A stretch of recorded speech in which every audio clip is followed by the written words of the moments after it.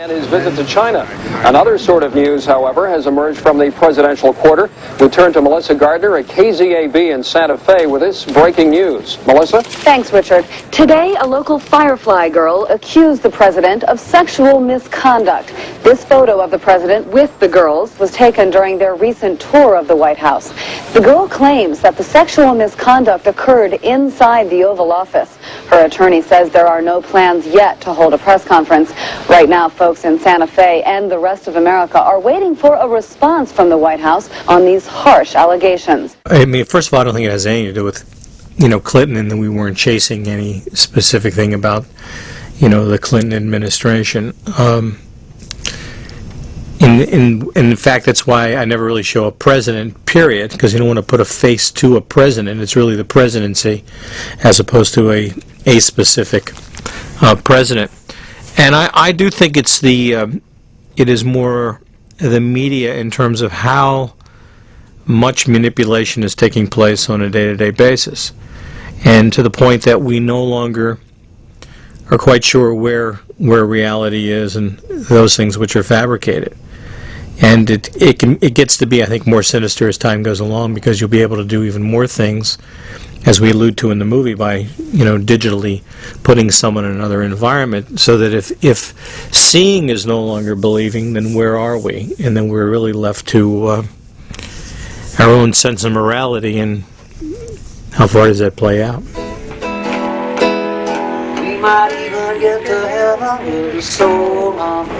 We thought a year ago, when we finished Wag the Dog, that we had made a real good political satire. Today, it doesn't feel like satire. The events that have happened in this country, certainly in the past 4 months, are far more outrageous than anything we could come up with. As a matter of fact, if we had come up with some of these events, if we'd come up with a Linda Tripp and a Lucianne Goldberg, people would have said, write this out, this is too ridiculous, please. I mean, so there's no more satire. And as a matter of fact, today I was having a conversation with somebody, and we were talking about Network, and I don't know when's the last time you watched Network, but Network has come true. By the time you see Faye Dunaway sitting down with this black activist talking about how she should do a talk show program with some white conservative, come on, this is CNBC every night of the week. Network has completely come true. Howard Beale screaming to everybody, saying, I can't take this anymore, and talking about how, what have you become? It's carnivals and jokesters and whatever else. And he goes on and says, this is what television's become. Jerry Springer, give me a break. How much is that affecting us and confusing us is, I guess, issues that we'll just sort of debate. But it's a hard thing when once upon a time things were real and some things weren't real, and now we begin to blur those lines, between fact and fiction. Once the lines between fact and fiction blur, then we begin to become much more skeptical and much more cynical. And I think that's why sometimes certain information is presented and people don't know what to believe. And I think that's where we are right now.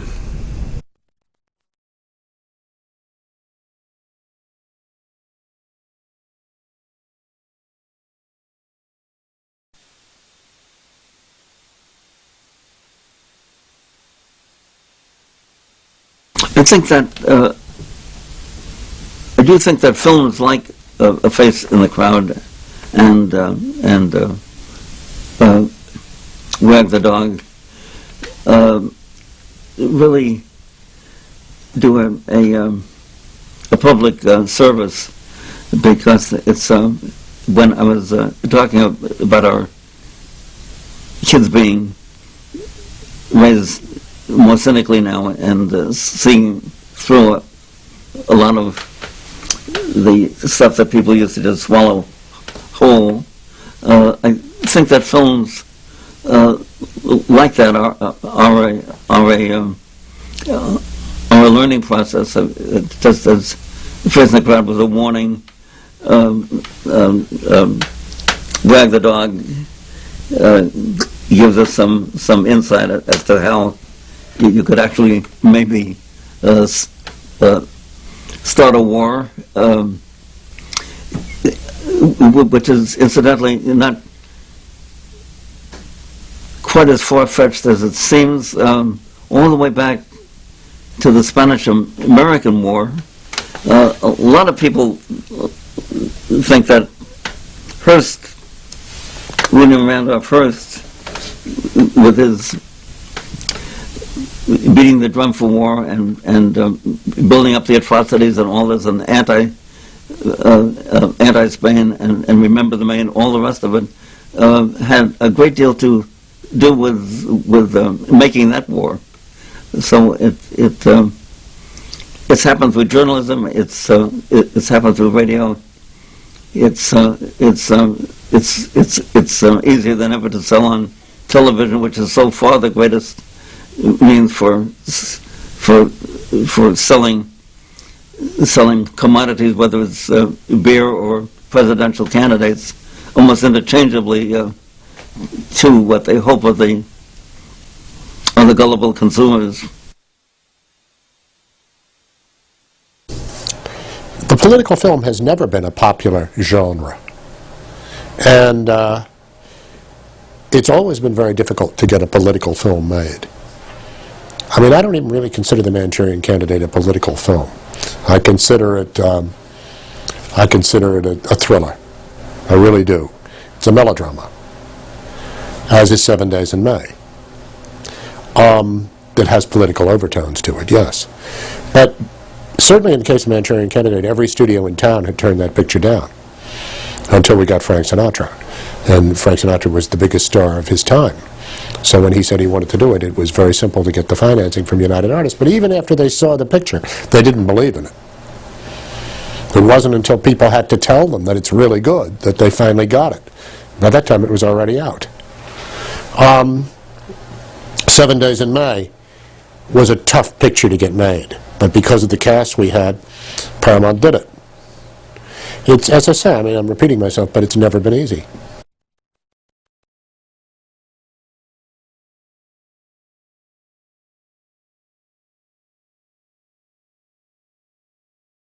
I've always been fascinated by documentaries. I've always loved, documentary work. And The War Room, I think, is a good example of looking at the political process. Not the agenda of what the man stands for as much as what do you need to do to get the man, to the place that you want him to be in.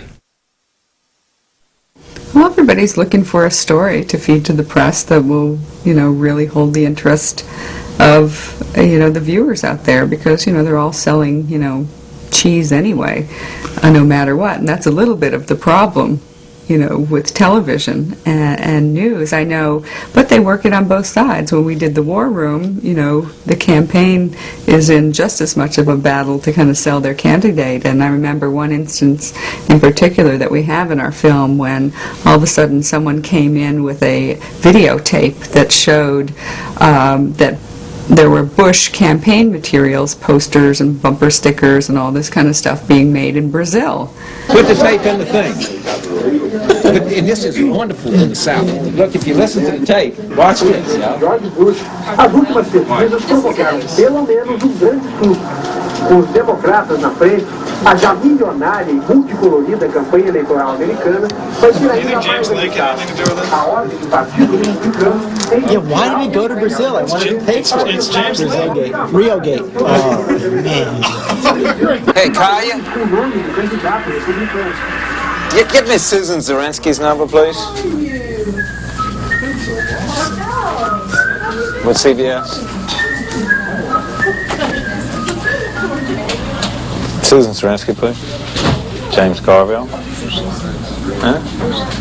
She's a woman that broadcast news. Hey, I got something I'd be interested in. How would you like a videotape of a newscast on Brazilian television that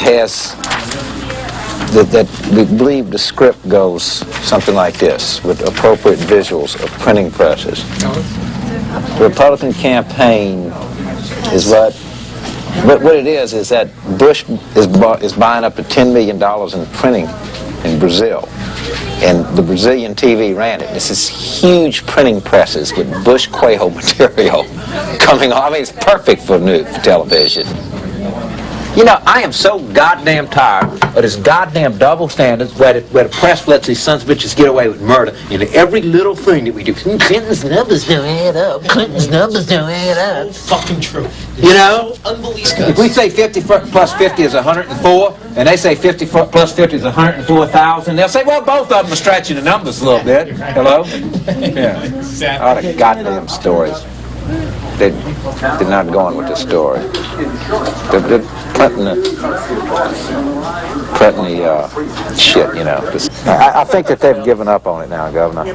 Bush people said they got the guy wired and said, well, I just did it. It was an offshore operation, you know. So they're trying to nail him. So it's not dead, but it's just not going tonight. I think that for me, the War Room, the one thing that it had in relation to Wag the Dog was really this round-the-clock feeling of working round-the-clock in, you know, non-stop, and you're going to work till you get the job done. And that feeling that nobody ever really slept, nobody seemed to change their clothes. They like ate on the run. They just, you know, they went and went and went until the job was done, until the president was elected, until his ratings, you know, went up, you know, until we won a war. The war's not over. No, the war isn't over. Saw it on TV. No, that's what they hired me for. No, the war isn't over till I say it's over, okay? This is my picture. This is not the CIA's picture. You think you're in a tight spot now. I remember at the very end, the last day, when we were shooting the War Room, Ted Koppel appeared. And, you know, this was kind of our private little world, and everybody else was following Clinton, but we were there in the War Room, and then all of a sudden they were there too. And, you know, it was very scary because, you know, that was going to be the end of our story, watching James and George. But at the same time, it didn't matter because they didn't focus on what we focused on. They didn't really care about what James and George were like, or what they cared, or who were these people that were electing the president. What they really cared about was having Ted Koppel on camera very majestically asking questions to people. And, you know, that's a lot of what it's about. It's about their personas, their host personas. I think the television, they have this dance worked out, and it works for both of them. It sells papers, and it sells, you know, people running for office. And neither of them want to end the dance. It's too rewarding. And it's like they've got this golden goose and they're just dancing their feet off. It's a pity. I mean, I was Edward R. Murrow's assistant director, and I can just imagine what his reaction would be to the 6 o'clock news now. I mean, he would really, really be in an uproar over it. And, I mean, any semblance of purity, of high intentions, it has vanished, hasn't it? I mean, it's just it's all the Inquirer. I mean, it's really pretty shocking. Yeah, I sometimes feel like I'm living in the world of network, but I'm here hanging onto the desk, maintaining standards. And what I always say to people, you know, you have to learn to separate us out from all that's going on around us. But that should be true in every field. Look, there's a lot of trash published, committed to the printed page. Doesn't mean that the best work then is judged by those standards. And it's true in films. There's a lot of junk made, but the great films stand out, and we don't say, well, film has gone to hell in America. We ought to be able to do that. Just because we all come out of the same tube doesn't mean that we're all alike. Well, I think politics and the entertainment industry are similar. It's a lot about power. It is, pardon me, a lot about vanity. It is, as well, a lot about manipulation, about mass audiences and getting them to see your point of view. And it's a lot about being a star. It's a lot about who can light up a room. I've been at the White House at state dinners, the President of the United States and the presidents of other countries. with Fred Astaire, with a lot of well-known Hollywood people. And it's just astonishing to me to see them all kind of taking the measure of each other. Who's the bigger star here? It's human nature. Washington talks about Hollywood in completely derogatory terms, right? I mean, Hollywood is something to be avoided, except when the White House Correspondents' Dinner happens and you want to invite some high-profile guests. So who are the big splashy guests every year? Warren Beatty, Ellen DeGeneres and Anne Heche, George Clooney. It's hilarious. So Washington hates Hollywood until it doesn't hate Hollywood. And I think that the attraction works both ways. I think most people in Hollywood, politics has no effect on their life except they're attracted to power. And Hollywood, money is the coin of the realm here. But it doesn't always buy you legitimacy. And somehow, a lot of people in Hollywood, I think, look to Washington for a sense of legitimacy that lasts beyond the box office at your last picture. So there's a mutual attraction, and it goes back a long way. But at the same time, I think there's a danger here that the rest of the country feels left out somehow. It's a kind of conceit in the journalistic, political, and Hollywood community that all that we do, the rest of the world cares about, and we end up talking primarily to each other. And I think that's a danger. Well, I think television's impact on our society has been leveling it to mediocrity. And I mean, through television, we have a generation that's coming into its own now that's almost illiterate. And that's why I think, cartoonism is really upon us. I mean, I don't mean that you have to just see a cartoon. A lot of movies really are cartoons. They present situations, but they're really cartoon versions of it. And a lot of films that deal with certain kind of issues are sort of really like just basic cartoon, sitcom related in some way, and sort of like, twice removed from reality. As if reality itself is a little too frightening, so you want it to be a little removed, a little kind of fake in a way. So it'll be a little bit more palatable and a little more acceptable.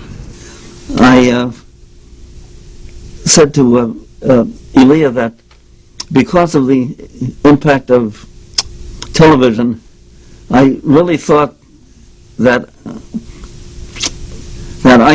Eisenhower might be the last bald president that we would ever have.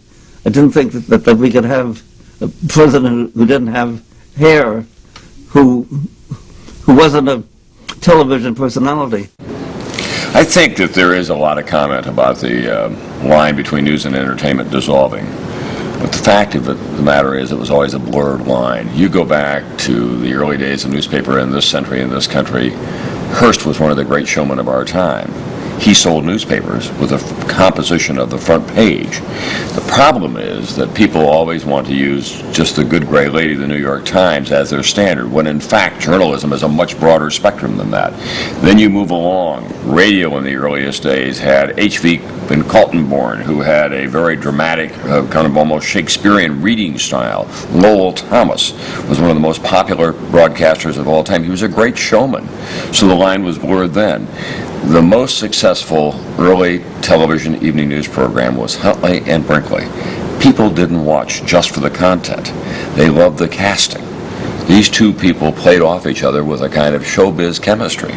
And David made his mark with his wry observations and his twinkly style.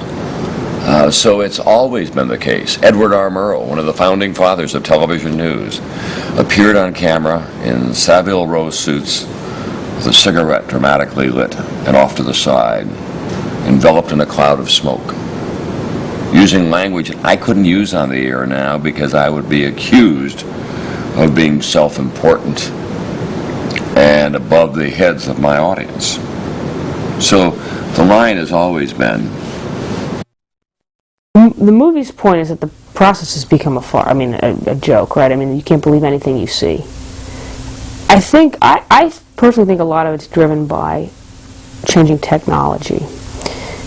I think a couple of things have happened. Speed. Information moves so quickly that it changes the requirements of anybody who's in the information business, whether you're the President of the United States or the press secretary or a reporter covering the White House or any other beat. And the other thing that's happened is, as the cost of technology has come down, there's been an explosion in the number of media outlets. The competition is incredible. And I think that's had effect of lowering standards. So you have people responding to the news cycle, which moves so fast that you no longer have the luxury of taking a couple days and sorting out the facts. For example, when the Cuban Missile Crisis happened, President Kennedy had 3 days to spend in the Oval Office, in the cabinet room, around the White House, talking to the Joint Chiefs, his other military advisors, other congressional leaders, praying, whatever he was doing, making what was an important decision as the world was on the brink of nuclear war. If that happened today, we'd be having, CNN flying over Cuba with live helicopter shots and people camped out on the south lawn of the White House, or actually the north lawn of the White House, demanding a response from the president. And the time that decision makers have to make decisions has been incredibly compressed. The other thing that happens is that things move so fast that impressions get embedded in people's minds really quickly. When a story breaks, boom, you have really one shot to get into that opening shot when the story gets out, or you can lose control of it forever. And I think that's what's given rise to this incredibly aggressive game of spin, where you want to get your story out, you want to get it out fast, you want to get it out right away, you don't want to get beat, you don't want somebody else to define what's happening, because once it's out, you can't bring it back. If it's wrong, tough luck. So I think that's what's given rise, and I think that we only see as time goes forward that the media is going to become more diverse, faster, and quite frankly less accountable. I mean, the internet's a great example. There's no accountability on the internet. Anybody can say anything they want. Even credible news organizations put stuff up on the internet and pull it down, and So I think all of that, the long-term effect of that is. I think it creates a very difficult environment, but it's certainly going to mean, more spin, and, the whole news business becomes more like a ping pong match. Now, the good news in all that, actually, is I think people are a little bit skeptical. They don't believe everything they see on TV. They don't believe everything they read on the internet. They don't believe everything they read in the newspaper, and that's pretty healthy given the reality. I mean, they're pretty smart consumers of information. I think. And I think they'll become increasingly sophisticated as time goes on. So as opposed to becoming completely gullible and being able to be led around, I think they're just becoming more jaded, which is unfortunate, but they're not sheep. They're going to go off the edge of the cliff. And anybody who thinks they are is going to lose the game, because they're smarter than that. And I'll do the same in his great name. We only have certain visual images of the Gulf War. It's almost like a shared, collective. You say, well, my God, how come we don't have... That was it. That's all we got from it. It was incredibly controlled, and you could have faked any one of those pieces very easily. The way they show, the building and whatever. You could fake all of that, and that, in a sense, was one of the things when David, Mam, and I were discussing this project, is how much you can fake. And by the time, if you find out it's like true, doesn't matter. We're onto something else. So the possibilities of faking images for whatever purpose is certainly possible. Will it happen? To what extent will it happen? That's the basis of WAG. Good old shoe, stand up straight and proud the way he taught you to, and you might even get to heaven with a soul like that good old shoe. Television has changed a lot in American politics, but you know what? Television's a reality.